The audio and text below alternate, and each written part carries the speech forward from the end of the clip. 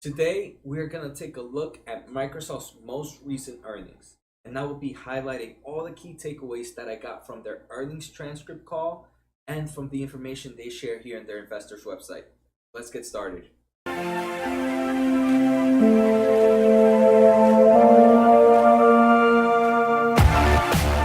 Hey guys, my name's Jose, and this is another episode of Buy or Pass. In this series, I will look at the financial documents of a company and decide if I was looking for another investment, would I buy or would I pass? Before we start, don't forget to hit that subscribe button to get info on new episodes and other videos. So let's begin. So today, like I mentioned, we're going to take a look at Microsoft's most recent earnings release, which is Q3 of 2019. I already took the liberty to read through the information and highlight all the key points. We're first going to take a look at the press release they released onto their investors website, and then we're going to take a look at their earnings call transcript. Like I mentioned, I highlighted all the key takeaways that I found from these presentations and hopefully save you guys plenty of time instead of reading all this information.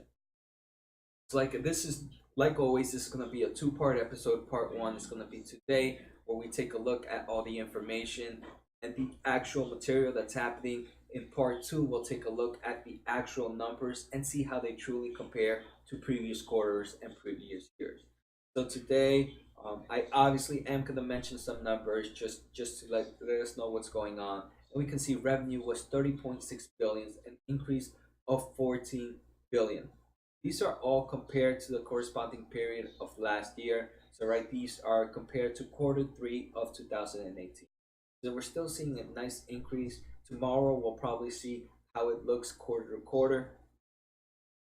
Operating income was 10.3 billion, an increase of 25%. Net income was 8.8 billion, an increase of 19%.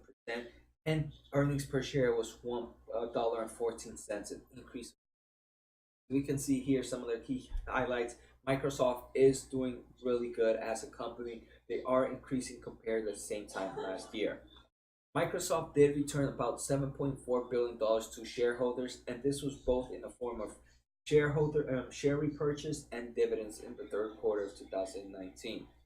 They show here, they're going to talk about it a lot throughout this presentation. They say one of their main drivers was their cloud products. So like they say, demand for their cloud offering drove commercial cloud revenue to 9.6 billion this quarter, up 41% year over year. So if we look at revenue from cloud offerings, it's almost $10 billion, right? When their total revenue was $30.6 billion. So just cloud offerings alone was 33% of the company.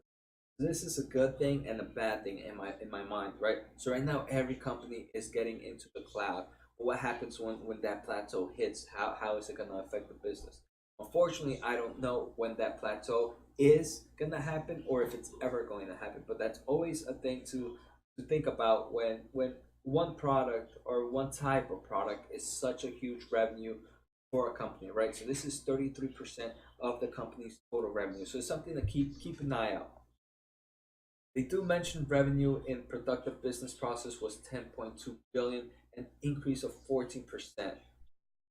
This is pretty much all their Microsoft Word and other Office consumer products. So here, Office commercial products and cloud service revenue increased 12%. It was driven mainly by Office 365 commercial revenue growth of 30%. I do think Microsoft going to a revenue of a yearly based subscription for Office 365 was a great thing for them as a company, as they are collecting yearly revenues. Office consumer products and cloud service revenue increased 8%. Not a big jump, but still high single digits. It's always good to see for a company, right? Many companies usually get only low single digits. This company is getting high single to double digit increase. And Office 365 consumer subscription increased to $34.2 million. Again, right, just like I mentioned, that's yearly revenue for them.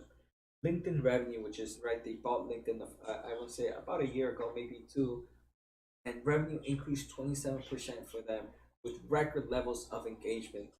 If you guys are on LinkedIn, you are seeing a lot more big people are posting in LinkedIn, which is driving more people to use this social platform. So that's pretty good. And we can see here that the revenue is increasing from their ads and other types of classes they offer here. Dynamic products and cloud service revenue increased 13%, driven by the Dynamic 365.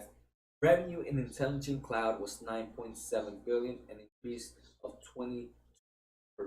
You can see server products and cloud service revenue increased 27%, driven by Azure. I think it's Azure. Their revenue growth of 73. It's crazy how much this cloud process is growing. But like I said, it's something to keep an eye out for.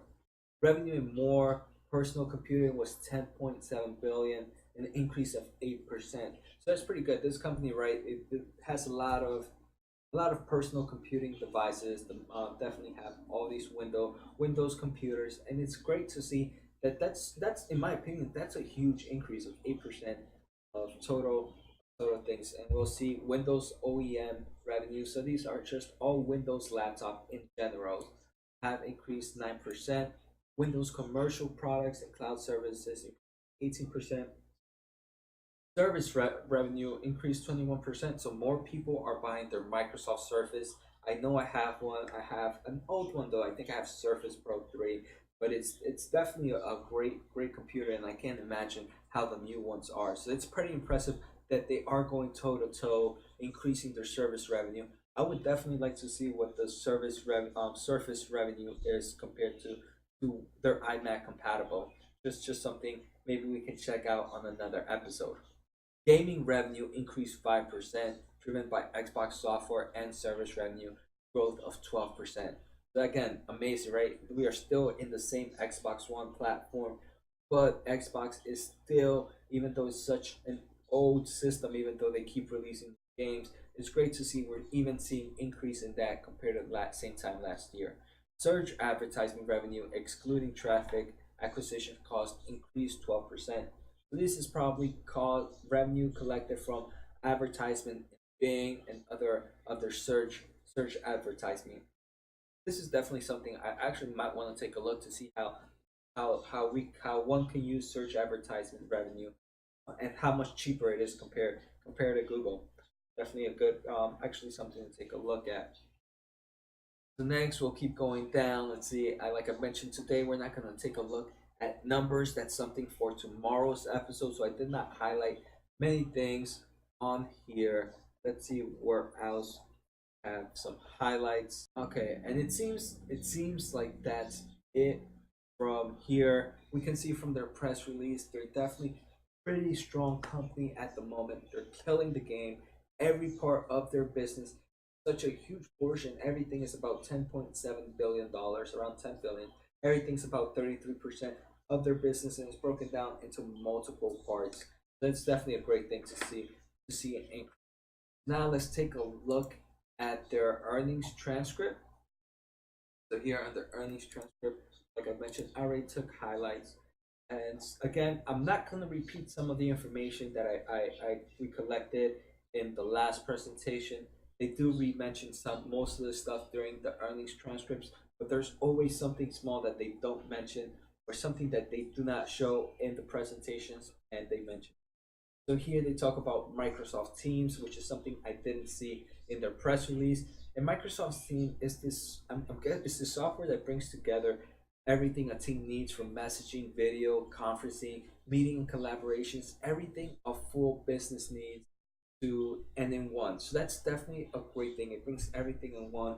So obviously for companies, they'd rather have one huge software opposed to multiple different softwares. 91 of the Fortune 100 companies Microsoft Teams. So that's again pretty impressive. They are expanding Teams to new industries like healthcare, with priority notifications for patient care and the ability to secure access to records. So they do, like I mentioned, right? They're expanding. Microsoft is definitely a growth company. It is a blue stock company in my opinion, because I definitely feel it's one of those safe companies, but at the same time, it's a safe growing company. This company has investing in growth. This, in my opinion, is true innovation. Look, imagine patient care and the ability to secure access to records. And here, obviously, right, your people get scared with all this being able to access patient records through computer and stuff like that. But look, cybersecurity is a central challenge, and Microsoft is the clear leader in cloud security. So they are focused in security, in their security. Obviously, right, when such a huge revenue depends on cloud, they definitely want to make sure their cloud is secure. And just right, developing Windows themselves, they are definitely on top of the game to make sure their security infrastructure is working on point. Let's see where else we got. Growth, again, growth. They have Office 365 commercial now has 180 million. The amount of people, that is ridiculous. Now I am, how we were comparing apples. I would like to see how many users Netflix has compared to Office 365. Let's actually take a look at that real quick. Total number of Netflix subscribers. Completely, Netflix subscribers is on the brink to 150 million subscribers. Wow, that's crazy. That Microsoft Office 365 commercial, which is more expensive, is it more expensive?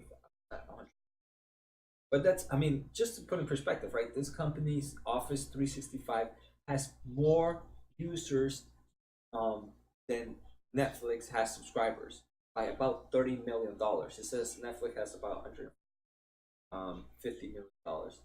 Outlook apps in iOS and Android surpass more than 100 million users for the first time.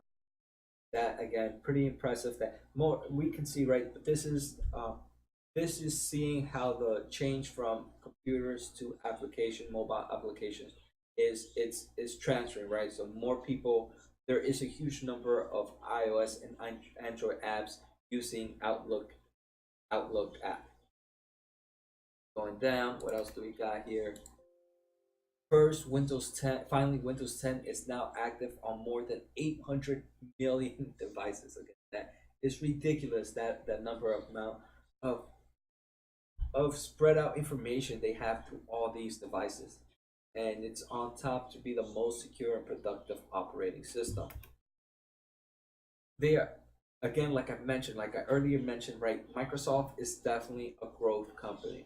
So they are leading in two emerging categories: robotic process automation and mixed reality. And we know, right, we're in the future. We're both robotic process automation is definitely something being talked about pretty frequently, as well as mixed reality. All these innovation is driving growth. Revenue from their power platforms grew triple digits year over year, and for the first time. Then we talk about LinkedIn. LinkedIn again exceeds expectations. Online business driven by record levels of engagement. This is really good. I think LinkedIn, in my opinion, was one of the smartest things. It's definitely something that they can buy, just like anything else. They have Microsoft, right? I think it meshes well with what Microsoft is, right? I feel like they're mainly a corporate thing where you have corporation type, enterprise type software like Microsoft Word, Microsoft Team, and LinkedIn is such a great place to be able to interact with all these people. So I think it's good to see, and LinkedIn as a whole is growing. More than 95% of the Fortune 500 run their workloads on Microsoft Cloud, including some of they name some big companies. TD Bank, AT&T chose Azure to shape the future for 5G with computing at the edge. So again, we can see, right, we can see all these partnerships. BMW Group is partnering with them to adopt the industrial IoT, Internet of Things, both in automotive and more broadly in manufacturing. Then they also talk about Nissan, Mitsubishi, and Volkswagen. Both chose Azure to fuel their connected car experience. They're investing in content. So now we're going to be talking about gaming. Still investing in content, community, and cloud to capture massive opportunity in gaming, developing record user engagement again this quarter. So right, we're looking at all parts of their business. All parts of their business, they're doing two things. They're investing in the future, and they're having ridiculous growth on all these platforms.